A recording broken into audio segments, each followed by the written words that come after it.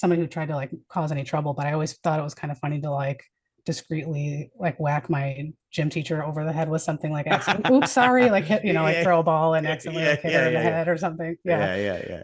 Yeah, though one thing about dodgeball is like there were the kids that were really good, like they were real athletic, Yeah. but back then I really wasn't super athletic, and there were the kids that were, and I remember there was this kid. His name was Vincent Lacumbo, and this kid threw a ball like a cannon, Uh-huh. right? And if he Yeah. hit you, man, oh my god. Hmm. So I remember one day I told my mom, I was like, Vincent, nobody can catch his ball, and if he hits you with it, it's so on and so forth. So my mother made my older brother, who was significantly 11 years older than me, Oh, wow.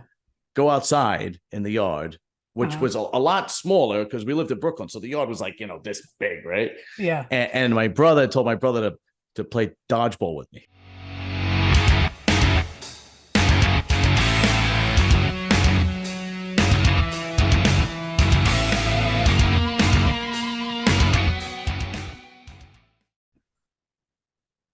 All right.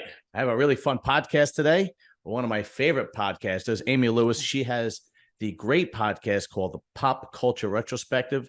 If you love American pop culture from the 80s, 90s, 2000s, if you are Gen X, you could even go as far back as being a boomer, and maybe the beginning of the millennials, you will love her channel. What's up, Amy? Hello. Yes. Thank you so much for having me on your show. We're kind of reversing the tables this time, which is Yeah, great. that's right. I was on yours, which and it's your show was a great show because Oh, thanks. we talk talking about it at work or talking about it with your friends or with your significant other, that's Right. nice and everything. But with your show, what's great is it's almost like you're reliving. Like when we Mm. were talking about the movies last time, I was like, oh my God, I totally forgot about that one or Yeah. this one. It was really, really fascinating. It's a great podcast. And what's also great about it is there's so much crap going on in the world. And with your podcast, you could just put everything on pause and just enjoy reminiscing about your childhood. Well, thank you. Yeah, I appreciate that. I think that's a really great way to describe it because I think the world is so divided and stressed out and tired and the list goes on. But I think we can all sort of agree that the pop culture of our childhood and youth is something that I think we can all pretty much agree on. So yeah, so my show is called the Pop Culture Retrospective Podcast. Say that 10 times fast. Yeah, it's a show that I started about 3.5 years ago in memory of my older sister, Rebecca, who I lost tragically in Oh. 2019. And as a way to sort of cope with her passing, I kind of relive my childhood with her through my show, revisiting topics, shows, music, movies, games, toys, Mhm. all kinds of things that were a big part of our childhood and adolescence. So each episode, I take kind of a deep dive into various topics all across the board, from Nirvana to Notorious B.I.G. to Tupac to Teenage Mutant Ninja Turtles, all different kinds of stuff. And it's been a blast and very therapeutic to do the show. So Yeah, first of all, my heart goes out to you. I'm sorry that you lost your sister. thanks. I don't think we talked about that last time, but I did not know that. Yes, discussing the past when you lose somebody and discussing that person, it is very therapeutic. Definitely. Because when you reminisce and you talk about, I am a believer that the majority of people in the world are good, Sure. right? Me too. I think it's learned behavior, right? I think people need to learn to be good, but I think the majority of people are good, and we as a culture seem to magnify the bad and the evil that goes on. Right. And I think the good people don't get enough credit. And I think uh, some of the really good people get no credit, like Mhm. like police officers or firemen or so on Sure. and so forth. Nurses, go down the list. But Yeah. sometimes your relative makes a tremendous impact on you that's so positive, and reliving it serves them the good that they've Mhm. done, right? Yeah. So I totally agree. When I talk about, and my father's been dead for a long time. He's 2004 passed. When I talk Jeez. about my father and his background and so on and so forth, and it's just I talk about it for the once in a while when I'm with my brothers or my cousins or whatnot, and we talk about my father. It's like you kind of it jogs the memory because some things you forget and you go, oh, I forgot about that. That's right. So Yeah. it is therapeutic. I couldn't agree with you more. But today, in honor of your show, Yes. on our show, we're actually going to talk about games that we played as kids before social media, before the internet. I'm not gonna say before video games, because it was, video games was just breaking in the 70s into the 80s and whatnot. So Definitely. there were video games, but when we only had whatever 7 channels on TV, Hmm. and you came home from school, you couldn't wait to do your homework, put your play clothes on, Yes. right? You had Yeah. play clothes on, you had school clothes, and you had play clothes on, Right. and you had your good sneakers and your play sneakers. Right. Go- Take your When good I grew sneakers up, off. yes, where I grew up, we called shoes for that. We called them gym shoes. So there was no like Oh yeah, sneakers. yeah. Yes. So Yeah. yes, we had a lot of gym shoes back in Yeah. my day. Yes, So, and then you'd run out and play with your friends. And definitely. I think that is, I see kids playing, not as many, obviously, as used to be, but I don't see them Yes. playing the games that we used to anymore, which is kind of sad, because some of these games go as far back as, the UK hundreds and hundreds of years ago, because they were just so simple games, but they've stood the test of time until social media came in.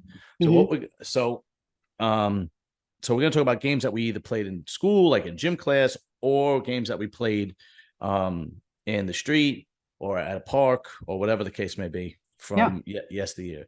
Now, you and I come from 2 different backgrounds. I'm originally from Brooklyn. Then I had moved to Staten Island, which is Hmm. basically like Brooklyn with an above ground pool in the backyard. Nice. So yeah. So but tell us about your background and go Sure. into a little bit of you as a kid, and the games, and maybe the games are similar, maybe the games are different, and the boys and girls played different games. Sure. Yeah. So I grew up in a suburb of Chicago called Downers Grove, which probably nobody's heard of, but it's a pretty big suburb. So you can kind of like easily access the city if you want to, but it's also like a nice town. So I think I had a good mix of like playing on playgrounds, but also playing in the street. Where I grew up was a wonderful place to grow up. And I was certainly a super active kid. I was athletic. I played soccer. I played basketball. What I would refer to myself as this term doesn't bother me. I was definitely like a tomboy, as the saying goes. Um, was was friends with just as many boys as I was with girls. I was an outdoor, active, wanted to play games kid. There was, you mentioned, video games, and we had Nintendo, but that wasn't like the focus of stuff that we wanted to do with our free time or summer. Maybe somebody wanted to play Super Mario Brothers for 20 minutes, and that was about it. And then we were outside all day Yeah, until it right. was time to come in. Yeah. So I think the one thing that comes to sort of the top of my list of things that I played as a kid, and maybe you watched this show when you were younger too, was the classic television show American Gladiators, Oh yeah, sure. which Did you see was, the documentary, by the way, on I Netflix? know I've heard about it. That's on my list, but I think we like got rid of all of our streaming stuff. But I feel like I need to get like a free trial or something for the sole Yeah, purpose of on watching that. Yeah, of that's watching pretty that. good. Yeah, okay, good to know. Um, so there was an event, I forget what it was called, but it was like not really like an obstacle course, but it was like the contestant would have to run from station to station and try to shoot the target above the gladiator. I wish I could think of what the event was called, but anyway, so there's, a gladiator with a mullet up on the stand trying to shoot the contestant also. And Yeah. so we recreated that in my backyard because I had a ton of Nerf guns and I had Nerf bows and arrows. So we like set up all these stations and overturned the picnic table and overturned the benches and chairs and stuff. And so somebody would be the gladiator and would be kind of at the top of the backyard with probably the biggest Nerf gun that I had or whatever. And then the rest of us would be running through the stations trying to shoot at the gladiator. I think we set up like a milk jug or something to shoot as the target or whatever. But I think we were all pretty impressed with ourselves as, 8-year-olds in the backyard. And we played that Yeah. for hours and just thought that was the most brilliant thing we'd ever done.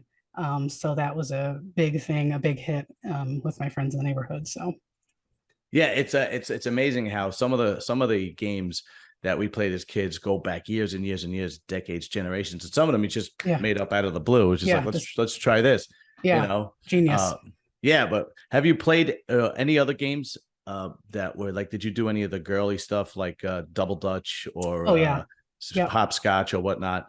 Yes, yeah. I was definitely big into that stuff too. I really like I loved playing soccer and playing, basketball with all of the boys because most of my friends it's especially when I was like in elementary school, most of my friends were boys, but have, plenty of male and female friends now. But yeah, a lot of classic games, especially on the playground at school during recess. A couple of girls got like super into double dutch, so I got right in there with them. A lot of Foursquare was had as well. What A is lot of that? Foursquare is it's essentially like bouncing a ball between four different squares. There's somebody in each square, and you're trying to bounce it once and kind of knock it into somebody's square. And if they don't hit it back, then they're out. And your goal is to get to the top of the square, get to space number one or whatever. Okay. So yeah, we played that obsessively at recess. Definitely some hopscotch, and I know kickball was a big deal at recess as well. Kickball, yeah, during recess, that was huge, and Yes. it was always that red ball, right? Yes. Specifically for kickball, and Yes. then if you hit it just right, it made a sound like a ping sound, like Mm-hmm. ping. Oh, yes. Absolutely. Yeah, I can hear that's it right. now. You saying that, I can hear it in my head right now. Oh yeah, Yes. I know exactly what absolutely, you're talking yeah, about. Yeah. yeah. And try getting smacked with one of those when it's like, 30 degrees outside, and it's like it's been sitting outside just long enough to like leave a mark on your leg if it hit it. Yeah. Oh yeah, yeah, yeah, yeah. Absolutely, you're right. Everybody, still be outside, and you'd have your coats on, Yes. and you'd still be playing. Oh, Yeah, yeah. that's right. That's right. That's right. Yeah, when you grow up in Illinois, I mean, Maine is winter lasts a lot longer here, but Yeah. winter was really no joke where I grew up either. So it's like, there's ice on the ground and snow mounds everywhere, but I didn't care. I lived for recess, I lived for gym class. Like I took all Mhm. of that stuff very seriously and was an active participant. So if there was a game of soccer happening on the playground or a game of kickball, I was all over that for sure. Yeah, what's funny is that when I lived in Brooklyn, I was a lot more active Hmm. because in Staten Island it was a little bit more suburban, and they kind of like I had to make new friends, Hmm. so all my friends were in Brooklyn. I had to make new friends, and the block I went on, we lived on a block in Brooklyn where there were a ton of kids Oh, playing nice. games, and then we moved to a part of Staten Island that was, if you go there now, there's a million homes, but it was just being built up. Mhm. So there was not too many kids. So it would be, so I was a little bit, it was more like, once I got to Staten Island, it was more like jump on your bike and go, go explore. Yeah. Right. Hmm. Where in Brooklyn, it was, you played all these games in the street, but we did play kickball at recess. There were two games in recess. And I'm going to see if you remember these. Yeah. The two games at recess that were like real, obviously dodgeball. Everybody knows Oh, dodgeball, yes. Yes. right? Uh-huh. But I mean, there were two ways to play it, if you remember. There was like, there would be two teams, right? And Hmm. then one team would be on one side of the gymnasium, the other team would be on the other side of the gymnasium. And then there was a line, you couldn't cross the line. You had to grab the ball and then run to the line and throw it, and somebody would catch it from the other team, but you couldn't cross the line, otherwise you were out. Yeah. And then the other way to play it was just a free for all, right? It was just like kids running around like crazy, Yeah. throwing the ball like you didn't know which way it was going, so on and so forth. And I correct me if I'm wrong, I don't think they play that in school anymore, right? I wouldn't be surprised if they didn't, because I feel like it really, you know, kind of separates kids out a little bit, with like who's kind of has the skill and who doesn't, and who's kind of an easy target and who isn't. So I could see how it could be sort of like trying to be mindful of, different kids' needs and stuff like that, which I can certainly appreciate. And then on the other hand, you know, I I love playing dodgeball, and I think I distinctly remember, and I wasn't like a somebody who tried to like cause any trouble, but I always thought it was kind of funny to like discreetly like whack my gym teacher over the head with something like accident. Oops, sorry, like hit, like Yeah, throw a ball and yeah, accidentally yeah, like hit her yeah, in the yeah, yeah, head or something. Yeah. yeah, yeah, yeah. Even though she was like super nice and I, loved PE class, but yeah, I think it was a lot of fun. I loved playing dodgeball. Yeah, though, one thing about dodgeball is like there were the kids that were really good, like they were real athletic, and they were really, and Yeah. I wasn't super athletic. I got into more fitness and athletics more in high school and into college or whatnot. Yeah. But back then, I really wasn't super athletic, and there were the kids that were. And I remember there was this kid. His name was Vincent Lacumbo, and this kid threw a ball like a cannon, Uh-huh. right? And if he Yeah. hit you, man, oh my god. Hmm. So I remember one day I told my mom, I was like, Vincent, nobody can catch his ball, and if he hits you with it, it's so on and so forth. So my mother made my older brother, who was significantly 11 years older than me, Oh, wow. go outside in the yard, which was a lot smaller because we lived in Brooklyn. So the yard was like, this big, right? Yeah. And my brother told my brother to play dodgeball with me. Oh, jeez.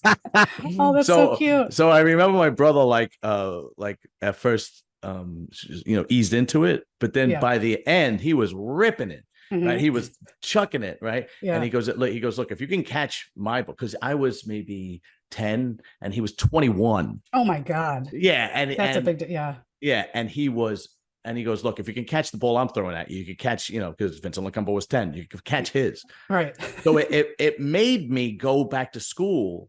Yeah. And like have this, all right, I'm gonna do this. And I did. I remember I went back to school and I caught his ball and I did it twice, right? It was because he was so good at it. It was like, Yeah. But I remember, so I understand that, the guys who are not as athletic get separated, but it does build character. I mean, it does. You have to. It's something that you had to overcome, right? Okay, you're not that good, but you gotta kind of overcome it. But the other game that we played in school, I don't know if you remember this one. This one, because before I was talking to my friend at work, Eddie, and because I told him I was having you on, and I was like, we were talking about the game. I was like, what games? But Eddie was from the Bronx, but it didn't matter. These games, if you lived in Brooklyn, Queens, Bronx, Staten Island, Manhattan, Long Island, upstate New York, Westchester, Yonkers, everybody's played the same goddamn games, right? I have a friend that grew up in the projects in Brooklyn. I grew up in Bensonhurst in Brooklyn. We played the same games. Yeah. Right. Yeah. So the other from the same cloth. Yeah. Right. So the other game in recess was Steal the Bacon. Oh God, yes. Yes. Oh my God, we played that all the time. Gym was like no joke. I mean, where I grew up, like you had to take gym all 4 years of high school too. So, I mean, there was no like fluff for gym class. And I think I had kind of an old school gym teacher. We played Steal the Bacon all the time. Love that game. So for people who don't know what Steal the Bacon is, two teams. The teacher would generally pick two people to come to the middle of the square, if you will. The teams would be on both sides. And then my teacher would use like a plastic bowling pin. But you could use anything. Ours was wooden. Ours was like a real old school, like wooden from like the 50s wooden. Pin. Okay. Yeah. And you couldn't touch each other. You had to steal that pin or whatever the teacher decided to put in the middle. Yeah. And if you grabbed it and you run to the other side without the other person actually tagging you, you won. Right. And I hated that game because I was chubby as a kid. And really? I was not fast. Yeah, I told you I didn't get into fitness until like high school and college. But I was like, and that was one game I hated because I wasn't good at it. Yeah. I would like if I didn't catch you immediately, if you grabbed it, I was done. And if I grabbed the pin more times, I got tagged because I wasn't fast and I wasn't very agile and I was chubby. So dodgeball was great for me because you didn't need any of those. Yeah. That's true. Yeah. That's a lot of pressure with Steal the Bacon too. Just like I forgot the kind of the Big setup time. I forgot sort of about the setup for that. And that's a lot of pressure. I remember people trying to psych each other out and kind of flinching like they're gonna Yeah, I remember that. It's all coming back now. Yeah. And now what about Duck Duck Goose? Oh, yes. Which is still it's still a time-honored tradition, I think, in most classrooms and stuff. They still play that? Okay, good. Yeah, definitely. Yeah, I certainly remember playing that. And I think so many games too as a kid, there's just sort of that like anticipation. It's like, am I going to be picked? Am I going to be the one that's going to have to like run around this circle? A lot of like, what's going to happen. But, yeah, absolutely. Yeah. And I remember this one kid. There was this one kid named Joe Margitello. I want to say his name was Joe Margitello, and he was so fast that most of the time he didn't even have to get up to run. He would touch your goose and then bang, he would from like a sitting position, and I'd be like, damn, I would never pick him because of that. I would never go, I would usually nail one of the girls because I was slow.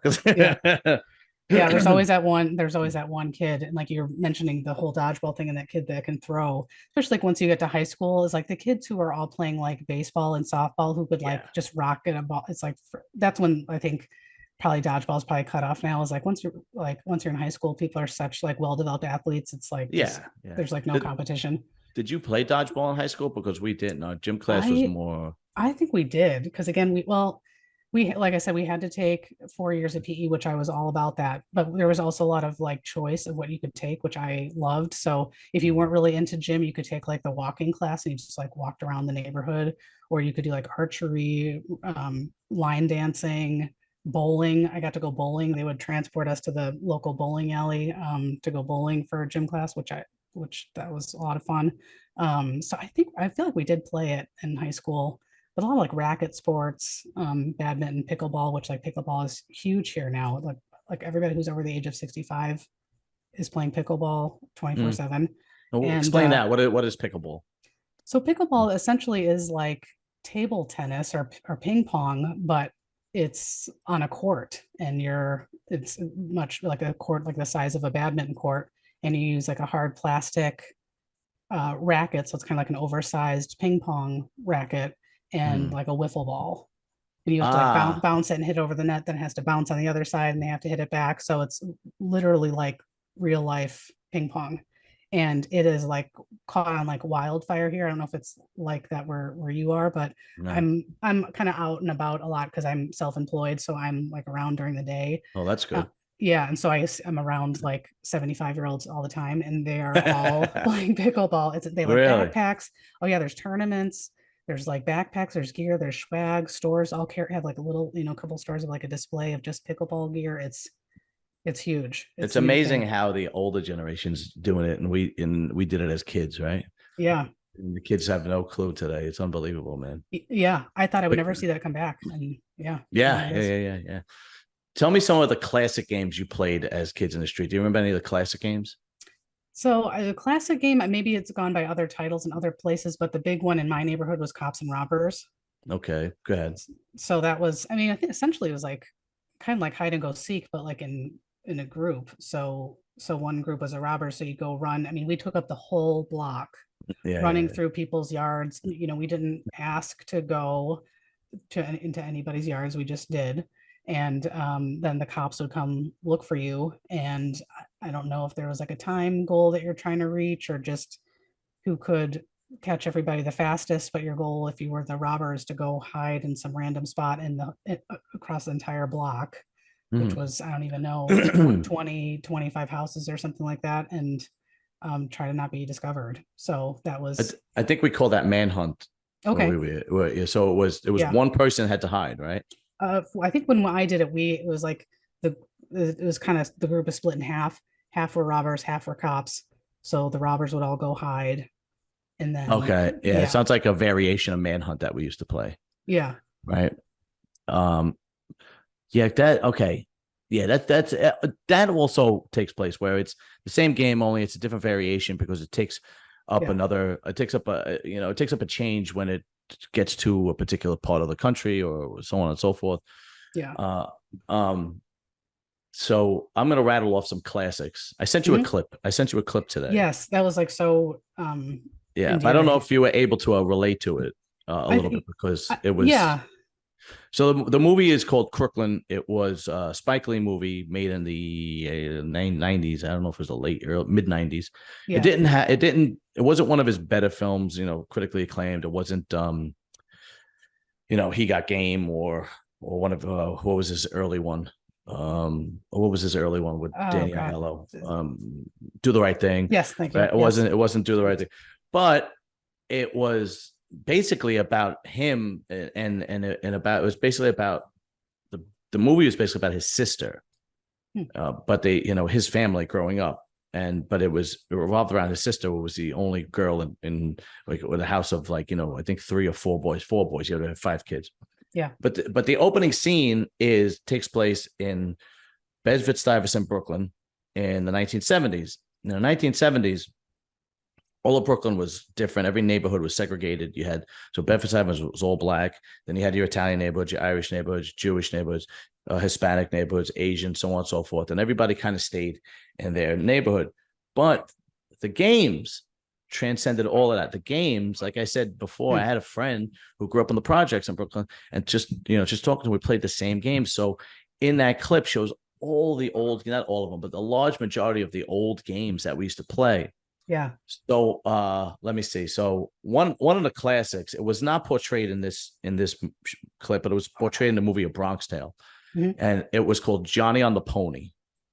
I don't know if you guys played that, but basically only really the girls played, Mhm. but it was really a boys game because it was a game of, you'd have two teams and you'd have one guy that stood like next to like a building or something like that. And he was the pillow. So he would stand here and then he was part of the team. And then the other team would bend over to a 90 degrees. So his head was kind of in the guy's stomach and they would hold on. And then the next person would come over and bend over as well. And there was like maybe 3 or 4 of them and they were bent over. And then the other team had to jump as hard as they can and land on them. Right. Oh my God. Yeah. And land on them. And then continuously do it and so on and so forth. And if you didn't, if you didn't collapse, then, you switched. Right. And you do it until like one of the teams collapsed. This game, I didn't know that because today, like I said, I was talking to a friend of mine and then I was Googling. This game goes back to like the 1600s in the UK. Mhm. That's how far back this game goes. But there's different names for it. We call it Johnny on the Pony, but there were different games for it. So girls played, but most of the time it was the boys playing because they wanted to win, and boys are usually physically stronger and heavier, and they would jump on, But Yeah. the girls played too. Don't get me wrong, but That's so funny. did you have, before I keep going, do you have any other classic games that you played in the street? I would say classic ones would be like Leapfrog, which I think is probably a tamer version. Yeah, tamer version of what you're kind of talking about. But that's just making me laugh because I could see, parents in the 70s and 80s thinking like, oh my God, that's so nice. All the kids are playing, game together and they're like showing each other how strong they are, how wonderful. Now people would be like, oh my God, you're gonna they break would my, cry. yeah, my kid's back's gonna be broken. Yeah, exactly. Yeah, so I'd say Leapfrog, um, Red Rover. Red Rover. Yeah, Yes. which was like such a popularity contest too, which is real ultimately like what happens with like a lot of these games too, is like who's the strongest, who's the weakest, which weakling can we have run over and not be able to snap our arms. So explain that, how that worked. Yeah, so Red Rover. We probably also played that in gym class too, I'm guessing, which I'm sure doesn't happen now. But anyway, so there'd be 2 teams of people lined up on a field, maybe with, I don't know, 20 or 30 feet in between them with enough distance for a kid to run. And each team they'd hold hands together facing each other. And the team would kind of converse and say, who do we want from the other team to try to run over? And you would try to pick like maybe a kid that wasn't as strong, because the goal of the other team was to try to break through the team holding hands. Right. And if you broke through, I think if you got called, if somebody said Red Rover, send Amy right over. That's right. And if I ran over and didn't split, weren't able to break apart the hands, I would have to join the other team. But if I did break through their hands, and I think I could take somebody over from their team to my side. So your goal is to get the other, get as many people as possible onto your team. So and see, now that I'm even thinking red light, green light. I was just gonna say that. That was a big one too. Red light, green light. Yeah. And people lied. Oh yeah. All the time. I saw you. You didn't see me. Right. Yeah. Same with dodgeball too. That really brought out the worst in people. Like, I totally hit you. No, you didn't. Yeah, that's right. Red light, green light, 1, 2, 3. Yeah. Then, which is still used a lot. It's good. I could see that one still being used. Yeah. If I was a teacher at recess, I would get fired because I'd be playing all these games and I'd be like, Yeah. All right. So let's see. In New York City, we had Johnny on the Pony, Red Rover, red light, green light. I'm trying to think of there was Skelly. Did you ever play Skelly? No. Okay. Skelly was, you needed sidewalk chalk, and you would go in the street. Most of the time you went in the street because you needed a big square. Yeah. And then I would think you would put numbers from 1 to 13. I think 13 was in the middle. Right. I'm pretty sure. And then you would start at point 1. And what you would do is you would get a bottle cap. Right. Mm-hmm.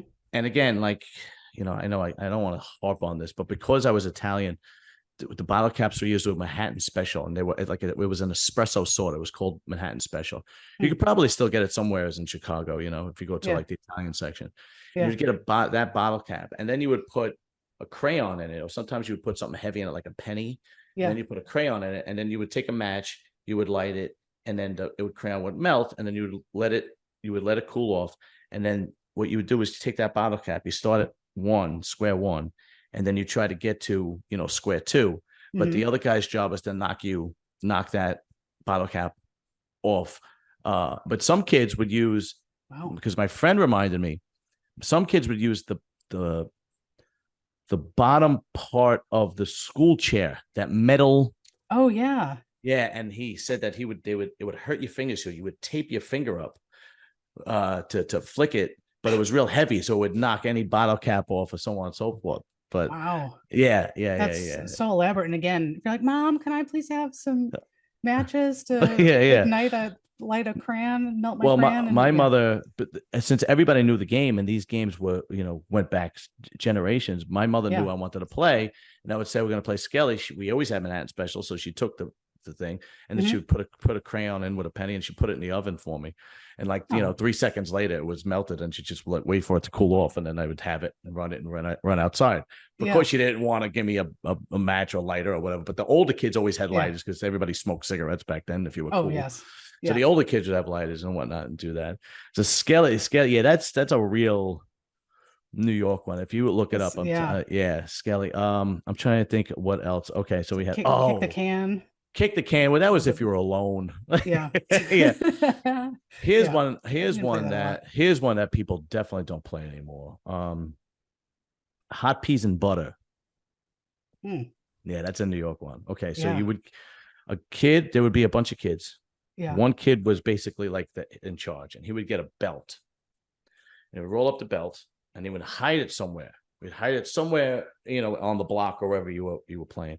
So you would hide it like maybe on top of a car tire, or in a bush, or in a trash can, anywhere. Yeah. And then he would yell out, "Hot peas and butter, come and get your supper," and all the kids would start looking for it, right? And all the kids start looking for it. And then if a kid got close, you'd be like, "Oh, you're warm, you're getting Hmm. warm." And then if you got closer to it, you'd be like, "You're hot, you're boiling hot, you're right there." So whatever. So if it was in the trash can, but the thing was, you better not be close to that kid who finds it, because the whole game is you take the belt, you unravel it, and then you just start swinging it, and whoever is in the way is getting nailed with that belt buckle. God, that sounds hilarious. That sounds so awful. It's so hilarious all at the same time. We would play it all the time, and Oh my yeah. So God. you better You get out said of the way. hot peas and butter, you said? Hot peas and butter. I Yeah, wonder if that's something from like the Great Depression or something like that, where I like the kids had like probably nothing and I wouldn't be surprised, because yeah. these games go back, so far. Obviously there was stickball and wiffle ball, Yeah. right? But if you play it in the street and you didn't have enough people, you would play stickball or wiffle ball with I forgot the other one. Okay, I'm gonna just forget about that one. You play what we called automatics. I don't know if you did that. Well, if you didn't have enough people to actually play, and most of the time you didn't have enough space unless you were in the schoolyard, Yeah. you would have one person catching, one person hitting, one person pitching, and then if you had a person for the outfield, Hmm. and then Yeah. and then the sewer caps would be like bases, or the cars would be bases. Nice. Usually the cars were like the foul. And then what happens if you hit the ball and it bounced? That would be a single. Hmm. If you caught it, it would be out. If it bounced twice, that would be a double. 3 times it was a triple, and if you 4 times or more, if it went over it was a home run. Yeah. So that's and then like there was also stoop ball. You just grabbed the ball and threw it against the stoop, and you play against your friend. Hmm. So the stoops were obviously steps, and they were concrete, and usually the concrete step portion would stick out a little bit. So you didn't know which way the ball was going to go when you threw it, because of course you used the blue ball, a racquetball, a tennis ball. Yeah. So you would you would hit it, and then it would go, bam, bam. And if you didn't catch it, then you were out, and your friend went, or Yeah. you would throw it and your friend had to catch it, Yeah. Yeah. We used to Yeah. play something kind of like that. It was called Spud, Okay, go where ahead. everybody was given a number. And so somebody was like and they would go in the middle of the circle, throw the ball really high in the air or something, and then call out somebody's number. And then you had to run and catch it. And if you didn't, if you dropped it or whatever, then I think you had to go again. And I'll Yeah, never yeah, forget it. Yeah. And I'll never forget it because I was playing. And again, like overly committed to any sort of like athletic game Yeah, yeah, yeah, activity. yeah. And so my number got called and I ran to catch the ball and I cracked my shin. I think I still have a scar from it into like a little tricycle or something like that. And you Oh, could like right down to the bone. But that's how, gung that's ho how I we roll, was. baby. Yeah. And I That's think I probably stayed at my friend's house and was like, whatever, it's fine. Didn't yeah, call to go home, just, sucked it up or whatever, yeah. walked it off. Yeah, yeah, yeah. And And, yeah. but that was every day. Every day you would get scrapes, bumps, Oh, bruises. yeah. It was like no big deal. Right. Once in a while you would get a couple of times. I remember I was racing on my bike and I fell off my bike. And of course you didn't wear knee pads or elbow pads. And it Or was summer helmet. and a helmet and it was summertime. And I remember opened up my knee really bad, Hmm. and I remember I was a kid, so I was like, I don't know, 6 or 7 or maybe 8. I was crying and my brother carried me home, Oh, because nice. but it was like, and I was mad at the other kid. I remember my brother was carrying me, and I was trying to kick him while he was carrying That's because he that's really opened awesome. up my knee, and it was like bleeding all down my knee and everything. But you Yeah. always had scrapes and bumps and bruises, and it Oh, was it was part always of the always, good. always. Another game that we used to play, and now that I think about it, these games were pretty rough. Hmm. It was called Asses Up. Did you play that? I don't think so, but I'm curious with the title. Okay, so Jeez. there would be teams, or sometimes you could just play with 2 people.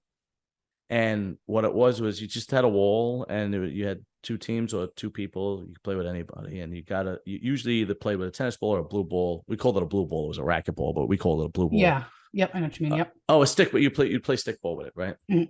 Yeah. And then you would throw it against the wall, and if the person didn't catch it, they'd have to run to the wall. Hmm. But you would yell "asses up" because the person who grabbed the ball, his whole job is to hit you in the butt with the ball as hard as he can before you got to the wall. I'm pretty sure we played that. We just didn't call it that. I don't know what we called it, but that sounds really familiar. I'm pretty sure I And played it, something like that, or and watched the boys playing it and saying yeah. yeah. And then what the thing was, oh, you didn't get hit in the butt many times. Like a lot of times you get hit in the back of the head, or Right. you know. God. But it was like nobody, yeah, and it was all in good fun. Everybody had fun. Everybody got to play. I mean, Yeah, there's something to be said for organized stuff, even if it's, questionable. At yeah, least it's active, build character, like you said, build social skills. I mean, yeah. It really did. It's unfortunate. yeah. Handball was big too, but you had to go to the Mhm. schoolyard to Yep. play that. Yep. Now, um, but you said the older guys in your neighborhood now are into pickleball. Is that what you called Hmm. it? Yes. Well, if we went to the schoolyard, the older guys, and again, I hate it. This is just my life, so I hate to be continuing doing the Italian thing, but the older guys be playing bocce ball. Oh, nice. Oh, You that's know, well, but that's part of growing up. I mean, I you identify a know, lot with Polish culture and Japanese right. culture because of how I grew up. So it's okay. And See I that. never played it. It was always the old Italian guys that Hmm. would play bocce ball like on a Sunday, Yeah. because they always had a bocce ball court or whatnot. And what's funny is I'm pretty sure the actual part where you roll the ball, Hmm. I think it was made out of shells, like clam shells, Yeah, grounded. like crushed. Yeah, Yeah, crushed I'm limestone pretty or crushed shells. Yeah. yeah, I'm pretty sure it was. I'm not 100% sure because I never watched it, but a bunch of the older guys in the neighborhood would play it. I'm trying to think of some other games because I had so many games that I thought of. There was Johnny Yeah. on the Pony, Red Rover, Red Road, Red Light, Green Light, Skelly. There was Asses Up. It was Hmm. obviously Manhunt, which we talked about. Did you play a lot of like if there I don't know if there's a lot of like basketball courts in your neighborhood excuse me in your neighborhood, but we did a lot of like horse, playing pig, playing knockout, but No, thankfully get I it. mean, yeah. Explain some of those because I didn't play any of those. Okay, yeah, so horse is just like you can replace the word horse with anything else, but it's most commonly I think called horse, but people are replace it with words that are inappropriate or some ridiculous name. But anyways, so um the gist of the game is that if let's say you and I were playing basketball and I shot the basketball from like the 3 point line in a really specific spot. If I got a basket, you would then have to shoot from that very same spot. And if you missed it, then you get a letter. Mm-hmm. And then the situation would reverse too. Then if you did a layup on the left hand side and used your left hand to do it and you got it in, and I missed it, then I would get an H. And then whoever ends up spelling out the word horse first loses. Oh, they So played that, that in school. yeah, And but then we never played it in because we didn't have a basketball court. We didn't go to basketball courts. The yeah, um the um the schoolyards where we lived, there would be basketball courts at the park, but hmm, we used to go to schoolyards, which would be the public school had a yard, yeah, and the teenage kids would hang out there and whatnot. But what was funny is back then, you're talking these schoolyards probably made in the 20s, 30s, 40s, 50s, right? yeah, And it was just a huge concrete slab hmm, with a gate around it, and then that was it. yeah, And then if you wanted bases, you either had chalk or spray paint, and most of the time it was chalk. And yeah, some of the schoolyards had them already laid out. You'd put a square or a rectangle on the wall that was the pitches hmm, spot. yeah, That was really it. So that's where we would play stickball, wiffle ball. If we had enough people, if we had enough guys, we go down to the schoolyard. But the problem was, some of the other kids were a little tougher and older, and yeah, if they were playing, we didn't got no shot to play. right. Well, and isn't it amazing how much trouble, I mean, trouble you would go to play something organized and structured? I mean, that's so, I think, telling of a generation of how, how many kids now, just because it's just different, are like, well, let's all, Susie, bring the chalk, and David, bring your bat. We're gonna go lay out some bases and draw some lines for the strike zone. I mean, it's so like structured and organized by Yeah. a group of kids. I don't think stuff like that happens as much anymore. No, there doesn't need to be, and unfortunately, and the only way you're going to do that is if your kids are in, some kind of sports. You bring your kids to sports, and Yeah. a lot of the kids, and what's funny is that, and I'm not going to say that because it's getting bad again. But for a long time, the crime in the inner city was at an all-time low. Hmm. It started getting really bad again. Like I would say, after COVID, it Hmm. started getting bad again. Hmm. But the crime in the 70s and 80s was bad. Hmm. And then so we were running around the neighborhood like there was no crime. Right. And then the parents of of the Gen Z generation were like, I would never let my kids. And it's getting worse now, right? The crime is getting worse now. But like I'd be like, in the 2000s, I'd be like, it's like really Hmm. not bad at all Yeah. anymore. It was a hell of a lot worse when we were kids, Right. and we would be running around the neighborhood like no, you would take your bicycle and you say you go around the block and you were gone all day. Hmm.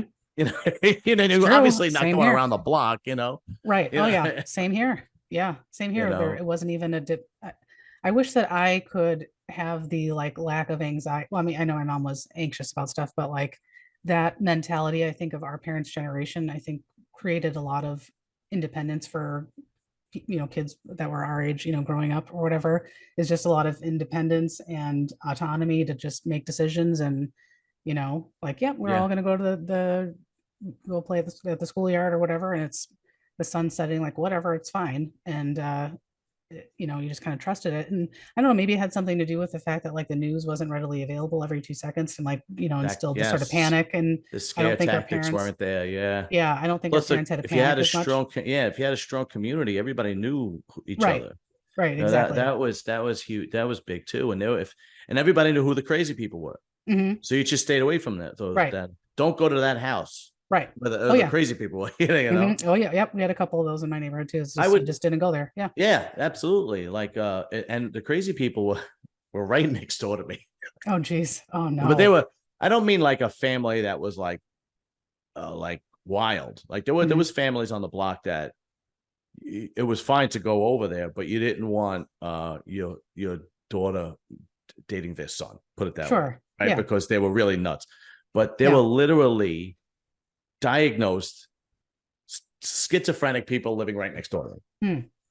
And I'll tell you, this was a really funny story, right? I was telling my wife this. For the life of me, I can't remember the wife's name was Grace. I can't remember the husband's name, but they Hmm. were really, really strange people. Yeah. So we were outside. Now I was probably either very young or I might have been not been born yet because I only remember the story from people telling me. I don't remember the actual story because this is just told to me from my brothers and my mother and cousins. So my aunt was outside, it was my father's sister, and my cousins were over. And again, if I was there, I was a baby in like in a in a carriage, you know. Yeah. And we had a front yard too, a front yard. So my aunt was on the stoop, and my brothers and my cousins were playing and whatnot. And the guy comes out next door, and he has a camera, right? Hmm. He has a camera. He's Oh taking God. pictures. He's taking pictures of Oh. the kids and everybody. So my aunt goes right in the house and tells my Hmm. father. And Yeah. my aunt and my father were like they were inseparable. There were five kids, but these two were inseparable. My father and my aunt Josie, they were just they even Yeah. looked alike. You know what I mean? Yeah. Oh. So my aunt says to my father, everybody called my father Johnny. Johnny, the guy outside is taking pictures of the kids. So my father goes outside and he says, "You taking pictures of my kids?" And the guy goes, "Yeah." And he takes a picture of my father. Oh God. Oh no. And Oh then no. my father jumped over the gate and started beating the shit out of him. Yeah. And my aunt, and the only reason I know this is because my brother told me that my aunt was cheering my my God. like, "Get him, Johnny, get him." Like she didn't Right. like panic like the girls today like would freak out and Hmm. scream. She was just Or just cheering my start filming father. what's happening and not call for help. Yeah, she Oh, was just let me like, get "Get my him, cell phone. Johnny, get him." Yeah. And I think my uncles came out and split it up and whatnot. And then the guy tried to sue my father, and then they had to go to court. Oh And my then God. then the guy goes to court with my father, and my father had a lawyer. This guy didn't, and he brings like a suitcase full of pictures of my family. Oh God. Oh geez. Yeah, it was This sounds real. like a movie. Yeah, it This sounds was like a really bad movie strange. plot. Yeah, Yeah. yeah. And then and so when he saw when the judge saw the pictures and so on and so forth, my father was innocent, let him go, so on and so forth. So the guy said, "But Your Honor, Mr. Olivia almost killed me." And the judge goes, "I would have killed you."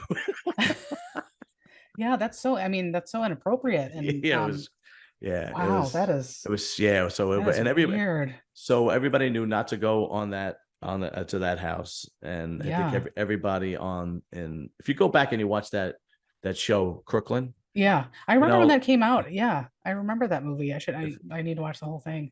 they have a character like that because there was Mhm. always a character like that on that block. You have a character that's really strange and nobody, it's told not to go near him and so on and so forth. But I would love to know. I'd have to look it up. I should have, if I had more time, I would have done research. I would love to know what the social effects are with kids, with Gen Z kids today, not socializing the way we did. Mhm. Like, is it better? Is it worse? I would love to know. Can they handle? I would think it's worse that they have Mhm. worse social skills because they're not socializing, right? I would think, Yeah. but I don't know. I don't want to say that, and then the evidence proves me wrong because just because it's more of an emotional thing with me because that's how we grew up. Might Mhm. not. If I look up the research, that might not be the case, but I'd have to look it up. I would love Yeah, to no, research. I think you're right because I am actually a former educator, so I was a school Oh, counselor for like 10 years. So I used to do all kinds of stuff about this. And I think something that I remember just standing out to me is that the rates of anxiety and depression are significantly higher from young adults and teenagers. And I think that social media can certainly exacerbate all it of that, does. It and does. that kind of isolation and stuff like that um, Yeah. can, and COVID, certainly didn't help any young people who already struggled with being social or anxiety. This just kind of pushed that over the Yeah. edge. Made it even worse. Sure. Yeah, so I Sure. think there's definitely a connection between those two things. And there's also a lot of research, I guess, that says, especially for women, young women, like between the ages of like 18 to 35 or something like that, the more time that they spend on social media, the lower their self-esteem is, and again, higher rates of depression and Yeah, anxiety, just, I totally get it. I totally yeah. get it. But what people don't understand is that it's social media is fake. Hmm. It's fake. Yeah. They're throwing beautiful people at you Hmm. who you think are living these wonderful lives, Right. And it's trash, it's garbage, it is fake, and I guarantee. Listen, you and me could go on vacation together. We could take 25 pics, and we could put up those pics within. We could start an Instagram page, and we could put up those pictures Totally. For the next 3 months, and people will be like, "Wow, Amy and John, they're living the dream. My God, look, they're always at a beautiful beach, and they're at dinner together." And so, meanwhile, we went on vacation for 5 days. You go back to Chicago, I go back to New York, and we're back in the grind. It's trash. It's just people put just happy things on there. Right. You know, the only time people put sad stuff on is if they're trying to virtual signal and get it. I would, like, if something terrible happened to my family, I would never post it on social media, ever. Right. So that's what you have to. And the problem is these young kids don't realize it, that it's fake, it's garbage, it's not true. As a matter of fact, I think there is, you have to double check, I think there is research that shows the more couples that put pictures and information on social media about how wonderful their relationship is, the odds are that their relationship is actually in the trash. I think you're absolutely right.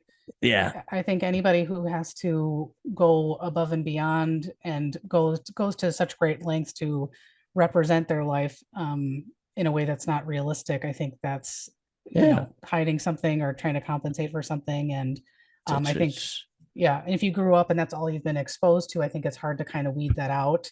Whereas that's not how, you know, that's not how kind of we were raised. I think we can kind of decipher that a little bit better. Right. But if you're young and impressionable and, you know, you have low self-esteem, you know, you might think that, you know, Kim Kardashian's, you know, pictures are, you know, true to life and accurate. And if you look, and they're not.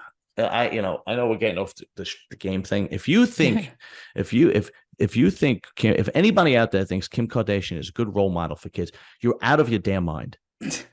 I mean, this is a girl that got famous, right, for doing a sex tape.